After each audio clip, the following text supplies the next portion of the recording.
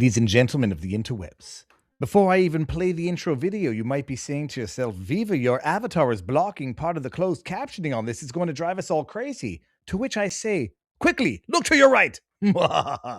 Ladies and gentlemen, they've done it with Brett Kavanaugh. They did it with Clarence Thomas. They do it with everybody who runs for office. And as Alex Jones once said on my channel, what's amazing is they keep using the same plays over and over again precisely because they work.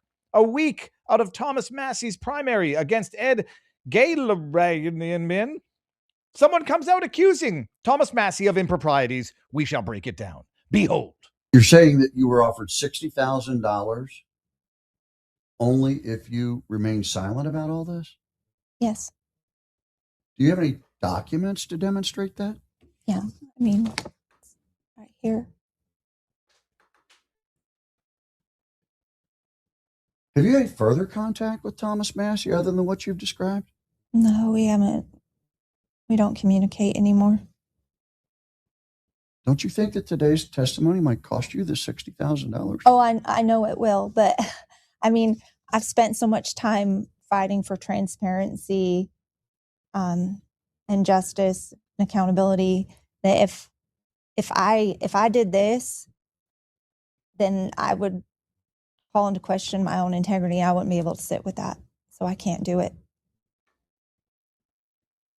Other than the fact that this settlement is conditioned upon you keeping silent, do you have any concerns that there might be any other recriminations taken against you or retaliatory acts taken against you? Oh, absolutely. For what you're doing here today? Yes. I mean, I know about, he's got his Massie's nasties and his whole gray ops. Then they've got, all these burner phones and accounts and not to mention his following, right? I know what the future holds for me or could hold for me, but it goes back to that integrity piece. Well, now, on top of being a mom, you're a candidate for the school board, aren't you? Yeah, I'm running for school board. I mean, don't you think that this might even have some negative impact on your school board race? Yeah, but if I'm trying to make a difference there and I want accountability and integrity, I have to walk the walk, How long have you been considering making this public? Oh, too long. Why now? Because I'm going to have to sign that. I mean, it's at that point where I have to make that choice. And I can't do it. We're going to come back to this in a few minutes. I'm going to leave it in the backdrop, and we're going to just catch up on what's going on. Some of you may or may not know that Thomas Massie is running against Ed Gayleran, and the primary is next week, Tuesday, May 19th. And a week before the primary, this woman, and again, you never know what's true or not. You just know what you believe and don't, or potentially don't. Or you just say, my goodness, this is convenient timing. About as convenient as, what was her name? Blasey Ford. I forget her first name now. Christine Blasey Ford, coming out with a story that is 35 years old about Brett Kavanaugh doing wrong things to her at a house party in 1992, because back in the day, you used to carry an onion on your belt, is how long ago it was. Many of you may know already that Thomas Massie is running in a primary, and a lot of money is being spent on primarying Thomas Massie, who, for whatever the reason, I've got nothing against Massie, period. It's like we live in a world of dichotomies where if you don't look at Thomas Massie and think that he's Satan incarnate, you're somehow anti-Trump and you're somehow anti-MAGA. I've got nothing against Massie, period. I don't know him from a hole in the wall. I just know him from his record in government. He has become what they refer to as a Trump critic. Others might just call it Trump's Jiminy Cricket. I like that. Trump's Jiminy Cricket. Everybody remembers Pinocchio.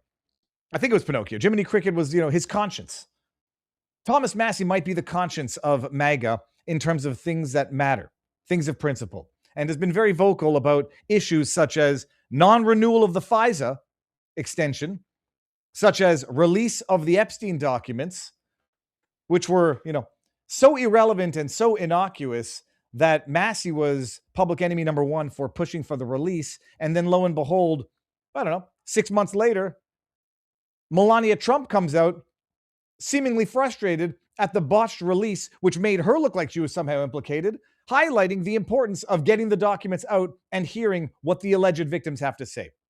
Thomas Massie, for whatever the reason, in this rift between Trump's MAGA, populist conservatism, and Massie's own base, has become public enemy number one for Trump. The amount of money spent trying to primary Massie is astonishing. I know that he's held a couple of what they call money bombs, fundraisers, to support him in his primary race run against Gillerin. The amount of money that has been spent on trying to primary Massie, the amount of effort that Trump has dedicated to trying to primary Massie has been astonishing. And if we can just hear what we have to say at Axios, public enemy number one in terms of reality news, inside the wild fight to oust a Trump GOP critic. Now, I'm pointing to the date on this because it's yesterday. And like I always say, things make sense in backwards, but must be lived in forwards. And that is one hell of a way of bastardizing Kierkegaard's timeless observation. Life can only be understood backwards, yet it must be lived forwards. This is from yesterday. Inside the wild fight to oust top Trump GOP critic. The fight between Rep. Thomas Massie and President Trump-backed rival Ed Gallurain is now the most expensive U.S. House primary in history, and it's one of the nastiest too. Why it matters? Well, it might matter in terms of how you review, how you digest breaking news of the day, a woman, Cynthia West, saying that she was involved in a deviant sexual relationship with Massie a couple of months after his wife of 31 years died, that he helped her get a job, then he fired her and somehow tried to shut her up and make her sign a $60,000 NDA. We'll get back to that video in a second. Why it matters. The race has turned into an all-out war of inflammatory accusations, savage insults, and AI deep fakes. One pro-Gallurain super PAC ad features an AI-generated Massie dining and holding hands with reps AOC and Ilhan Omar, accusing him of being in a, quote, throuple, end quote, and, quote, cheating with the squad on the America First movement. It's so stupid that anybody could dare accuse Thomas Massie of cheating the America First movement, but, all's fair in love and war and nothing's fair in politics. Pro-Massie groups have attempted to brutally undermine Gallurain's MAGA credentials. Brutally undermine might be a bit of a verbose way of undermining someone's credentials, also known as evaluating them politically. So suggesting someone's having a throuple with Ilhan Omar, who arguably but not arguably tolerates some form of domestic terrorism, is not the same thing as saying that someone's trying to undermine Gallurain's MAGA credentials. So nice trying to equate two things that are by no means equal. Labeling him Woke Eddie, depicting the retired Navy SEAL in one AI-generated ad as soldier abandoning Trump on the battlefield. Both candidates have attacked each other as being insufficiently conservative on a wide range of social issues, including diversity, equity and inclusion, transgender rights, Black Lives Matter, immigration. By the numbers. Listen to this. All of this is backed up by more than $25.6 million in ad spending, according to Ad Impact, which makes the fight between Massie and Gallurain the most expensive in U.S. history. I want to know the proportion of this. I think Gallurain is outspending Massie 5-1, if I'm not mistaken. I reserve the right to be wrong on that. Let me see. The record was previously broken in 2014 when AIPAC spent a whop. AIPAC, we all remember AIPAC. It's not irrelevant who's funding this, if it's the same AIPAC this time around.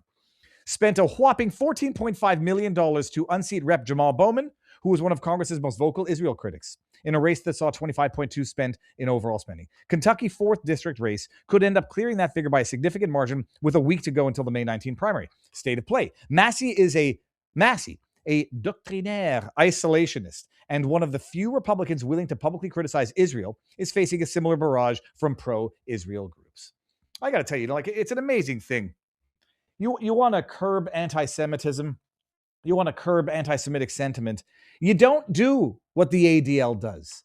You don't do what Media Matters does. You don't run around spending tens of millions of dollars to deplatform, silence, primary people who are righteously critical of a country like any other country.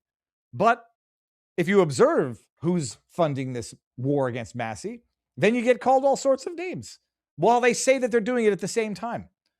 Republican Jewish Coalition has spent $4 million on ads supporting Gallagher, with AIPAC Super PAC United Democracy Project spending another $2.6 million, according to Ad Impact. Massie's increasingly public breaks with Trump have made him the target of a Trump-aligned group, MAGA Kentucky, which has spent $5.6 on top of the $1.3 million from the Gallagher campaign himself. So let me just see here. We're at 4, 5, 6.6. Let's 7.2, add another 5 there, 12.2, 13.2, 13.5 million thus far. And then Massie, a prodigy fundraiser, has spent $5.6 million on ads from his own campaign, with the pro-Massie group Kentucky Fourth PAC and Kentucky First PAC dropping another $4.6 million.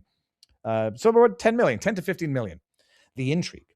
As if the tone of the race wasn't incendiary enough, a new ad goes so far as to portray pro-Gallagher donor Paul Singer, who is Jewish, with an unexplained rainbow star of David in the backdrop. Let me see this one here. Eddie Galrine is bought and paid for by the LGBTQ mafia. Far-left trans activist billionaire Paul Singer is bringing his trans madness to Kentucky. Singer is spending millions to remove Massie. The gay mafia will own woke Eddie. And over a period of time, I and my team became quite friendly with legacy gay rights groups, including hardcore Democrats. Paul Singer is a major pro-gay, pro-trans activist who works with far-left hardcore Democrats. And so I became very interested in being a funder of gay rights groups. Galrine doesn't share our Kentucky values. He is with the weirdos. And if Galrine wins, the weirdos take over. On May 19th, say no to woke Eddie Galrine and his billionaire club of LGBTQ weirdos. Re-elect Thomas Massie. For Kentucky. For America. Restore Freedom PAC is a project of Hold the Line PAC. Hold the Line. All right, thank you. We don't care about that. The details. I mean, that is pretty intense. Hold the Line PAC previously spent in support of right-wing candidates Colton Moore in Georgia's 4th District, yada, yada, yada. All right, that's what's going on in the race. Ugly, dirty, as is politics at large. The primaries next week. Out of nowhere, seemingly, comes a woman named Cynthia West, who comes out, and I have not seen the full interview yet. I'm not sure that how much more of this full interview is available. I try to keep up with news in as much as it's humanly possible, given timeframes. I want to play this again now that we have this backdrop, and I want to pause at various moments of these questions, which are loaded, leading, and incomplete. And I like that. Loaded, leading, and incomplete. LLE. That is also, I don't even know what that is. Loaded questions, leading questions, and incomplete. That's LLI, because I'm an idiot. Let's play this again, and I'm going to pause it as we go through this. You're saying that you were offered $60,000 only if you remain silent about all this? Yes. Pause it. Do you have any documents to demonstrate? If you remain silent about all of this, what is the this to which we're referring? Now, it's unclear if it's an unwanted or a consensual act of sexy time between adults at a time when, if it even happened, assume it happened. This is two consenting adults. It's in the wake of the death of Massie's wife. I don't know many people are in the frame of mind to think sex, even in the wake. I mean, especially in the wake of the death of the love of their life, to whom they've been married for 31 years. Maybe I'm just projecting my own, how I think I might react. Sex would be the last thing on someone's mind. This might be her employment, and her employment, which apparently Thomas Massie helped her get a job. I think her employment would have come to an end. And there might have been some complaints, and there might have been an NDA or some sort of, I don't know, settlement agreement to terminate what might have been an acrimonious employment relationship. Do you have any documents to demonstrate that?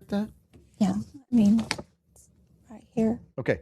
May I just pause and ask, maybe they did this in the interview. What are you holding in your hand right now? What is that?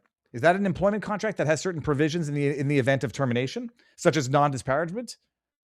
What is that? Is that I had sex with you.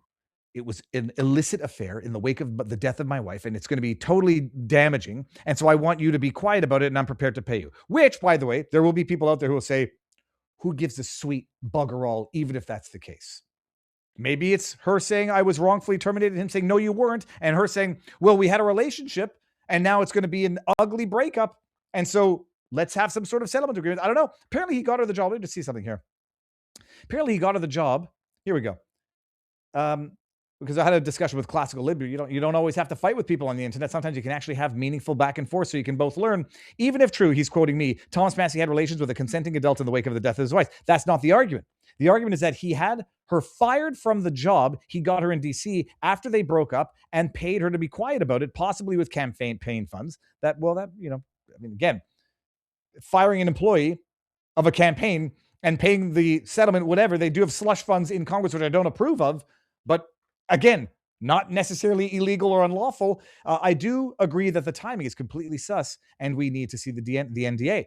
To which I say she decides to come out with sexual misconduct ethics allegations after she gets fired from her job almost 2 years later, because apparently this was from 2024. To which everybody seems to say, quick, he's winning, find a sex scandal. So let's go back to this video because we're not yet done. $1,000. Come on. Only documents to demonstrate that? You have documents, yeah. Here, this. I mean, right here. What is this? Okay, I don't know what that is. We don't know what that is yet. Have you had further contact with Thomas Massie other than what you've described? No, we haven't. We don't communicate anymore. Since when? As of Don't what you date? think that today's testimony might cost you the $60,000? Oh, I know it will, but I mean, I've spent so much time fighting for transparency, and justice and accountability that if I did this, then I would call into question my own integrity. I wouldn't be able to sit with that. Now, everyone in the chat, if anybody knows the context of this, because now I'm thinking it could potentially be a deposition, but because it's relatively contemporaneous with her run for the school board in Okaloosa County, which we're going to get to, this sounds like an interview. This was clipped as an interview. If anybody knows the broader context, fine, because there is broader context that we all need to see in order to understand what she's talking about, when this was done, and why this is coming out 1 week before a primary that Massie is kicking ass at, and this doesn't seem to have much of an impact yet, if it will, on the markets. So I can't do it. Other than the fact that this settlement is conditioned upon you keeping silent, do you have any concerns that there might be any other recriminations taken against you? Or this sounds like it might just be a standard NDA for a termination of employment, or the implementation of certain contractual provisions, or the settlement of what might be her claim for wrongful dismissal. She might get fired from her job, and even if she had a relationship with Thomas Massie, by the way, we haven't seen any of the evidence of that yet, she might say, how can you fire me? We had a relationship. It's like, there's nothing I can do. Well, now I'm going to sue you and claim all sorts of things. All right, well, here, let's settle it for $60,000. retaliatory acts taken against you? Oh, for absolutely. what you're doing here today? Yes. I mean, I know about, he's got his Massie's nasties and his whole gray ops and Massie's nasties and whole gray ops. I don't even know. I didn't even know about this. I mean, I've been following Massie for a little bit. Massie's nasties. Isn't that the name that I don't know who gave that name to Massie's nasties? I'm fairly certain that's not Massie who calls his followers Massie's nasties or calls himself a masshole. I'm fairly certain that term that she just used, unless I'm mistaken, is exactly the terms that are used to demonize Massie. they've got, all these burner phones and accounts and not to mention his following, right? I know what the future holds for me or could hold for me, but it goes back to that integrity piece. Well, I mean, on top of being a mom, you're a candidate for the school board, aren't you? Yeah, I'm running for school board. Pause it. I mean, Actually, let's just don't you think that this might even have some negative impact on your school board Yeah, race? but if I'm trying to make a difference there and I want accountability and integrity, I have to walk the walk, I'm going to pause it right here. Running for school board. Don't you think that might impact your run for school board? Well, again, you do as much, call it research for lack of a better word. You try to look into things in as much as you can. And you find out that Cynthia West, the woman here this seems to be her, is running for the school board of a place called Okaloosa County in Florida. And so we'll just pull up this article so we can see what's going on. Cynthia West running for District 5 seat on Okaloosa County School Board, April 27, 2026. West is seeking to unseat Brett Hindley, who was appointed to the District 5 seat by Governor DeSantis 2 years ago. Cynthia West is shifting gears in her bid for the Okaloosa County School Board, as she is now gearing up for a run in District 5.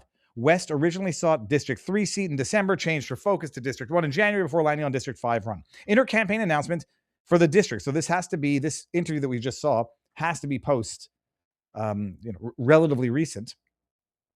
West said that she will represent new leadership for the school board. This is bigger than any one seat. West said it is about whether we have a school board willing to do the hard work and make the tough decisions our students deserve. Right now, the leadership is not where it needs to be. This sounds like a very, very praiseworthy venture.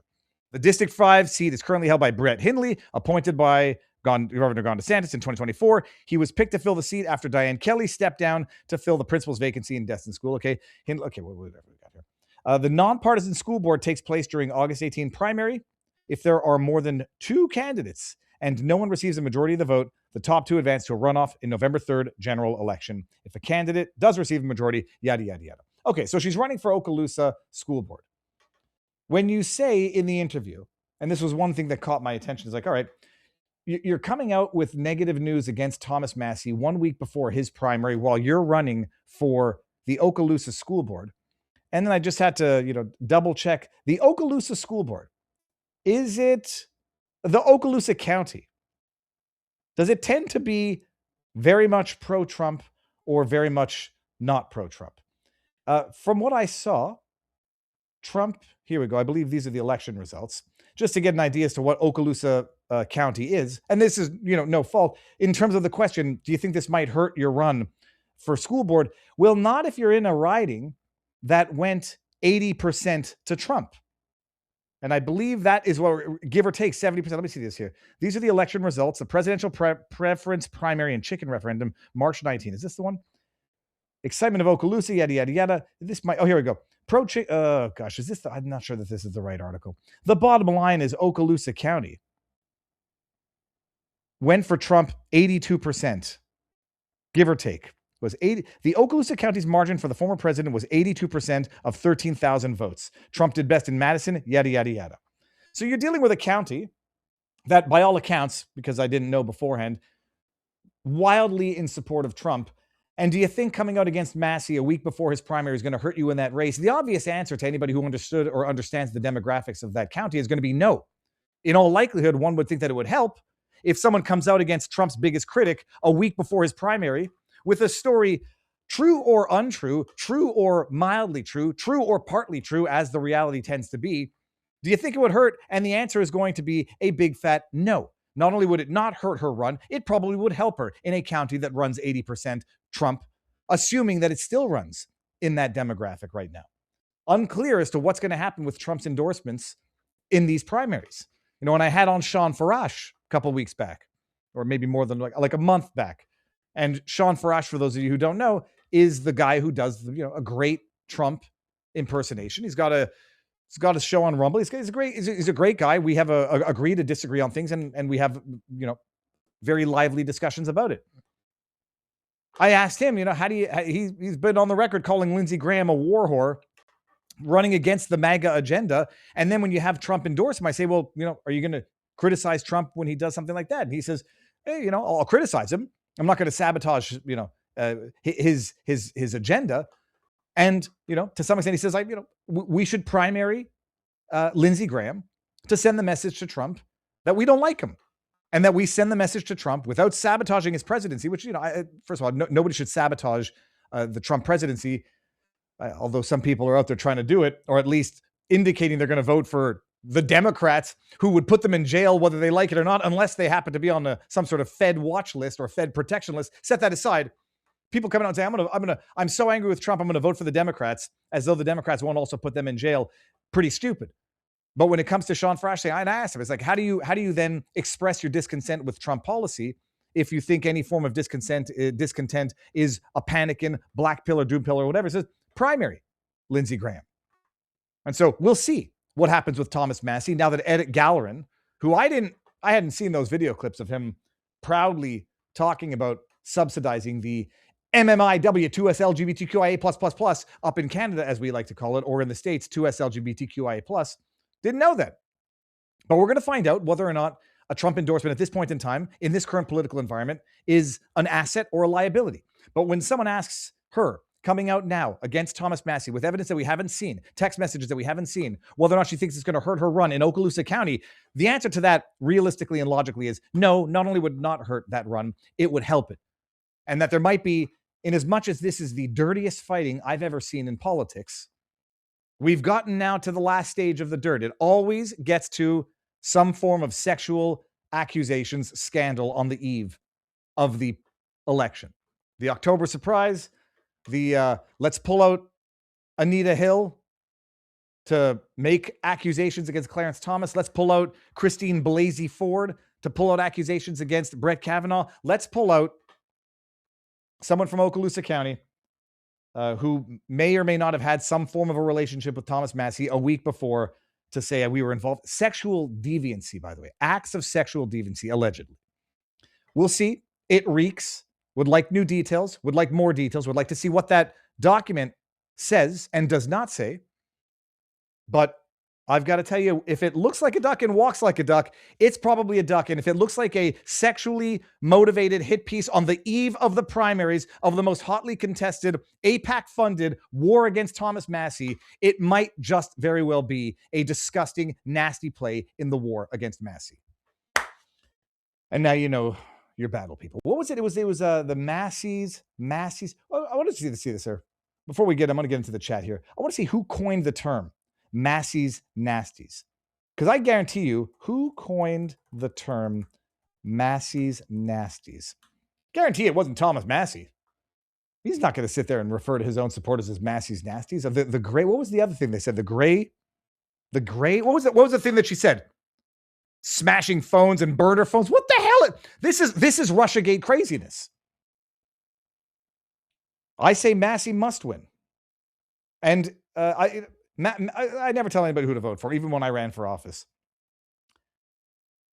Oh, here we go. Let's see this again. I'm asking Grok only. You get the indication, and then you take it further. Eric Dieters, a Kentucky, Ohio radio host, commentator, former political candidate, coined the term Massie's nasties, sometimes styled without the apostrophe. It refers, often pejoratively by Dieters, to the dedicated, sometimes unconventional supporters of Rep. Massie. Dieters has publicly taken credit for the nickname in his local news commentary on Massie's campaign's event, noting that the supporters embraced it, even wearing big T-shirts. Yeah, so it sort of turned into like Hillary Clinton's deplorables. The term has since appeared in merchandise stores, yada, yada, yada. Dieters used it while criticizing the small turnout and appearance of some attendees at a Massie campaign kickoff, calling them the weirdest, nasty people before claiming he had a name for the group. The supporters turned the label into a self-deprecating or iconic badge of honor. So it's the deplorables to Thomas Massie. But I had actually never heard of burner phones and whatever. What's amazing is the second someone makes that accusation, I immediately think it's true of the other side. And when you have what appears to be inorganic social media mobs going after somebody, and you know that AIPAC is funding this to the tune, let's just say it's 15 million to 10 million. I mean, we know firsthand where Massie gets the majority of his support from, and it's small donations from the people, because by all accounts, and Will Chamberlain, don't think I'm going to forget, we got a bet going, dude, not a bet that I have any interest in. Link to tweet between Viva Fry and Will Chamberlain about about Massie win bet. Here we go. I got a $500 bet with Will Chamberlain, who's confident, certain that Thomas Massie is going to get defeated. I said, I felt I don't want them. I don't want the money. I don't, if I wanted the money, you can go to Kalshi and invest on this. But Massie's already at 60. He's at 68% now on Kalshi. He was at 70%. And I just want to use it as a data point to highlight the detachedness of these people who purport to know what they're saying. And when it turns out that they're wrong, and if it turns out I'm wrong, I expect him to rub it in my face as well. And I'll make a $500 donation to a charity of his choice. We've got a wager, and I'm going to find the tweet. It's out there, and Viva doesn't forget. Let me just see if I can bring up the tweet real fast. But before we even get there, people, good afternoon. How goes the battle? I was running ragged to get live by 3 o'clock because I see Ginger Ninja's in the house. Ginger Ninja is a member of our locals community, veteran, amazing guy, came to visit. And we were hanging out. We went for a nice walk on a boardwalk near where I live in Florida.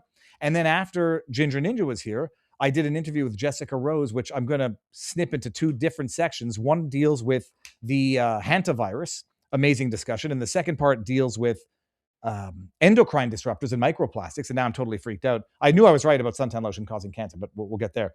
Ginger Ninja says, look at the psycho's body language too. Yeah, I don't want to be too judgmental about that. It's deceptive. It's to me, it's whatever. I'm going to post those 2 separate interviews, those 2 interviews separately in 2 different segments. But I did that right before going live, and yeah, it's going to be good. Let me see if I can bring this one up here. I'm not going crazy. Here, look. Here we go. There we go. I'm Boyers. I love this. The internet is forever, people, and I never forget. And Grok is good for one thing. It's finding tweets when I know that I tweeted them but can't find the tweet. There will be a massive wake-up call for these types when Thomas Massie gets absolutely shellacked in his primary. To which I say, I'm bookmarking this tweet and we'll revisit after the primary. The more important question, Will Chamberlain, if your prediction turns out to be contrary to reality, will you concede that your judgment is off? To which he says, sure, let's just make a bet at this point, $500 to a charity of your choice. Deal.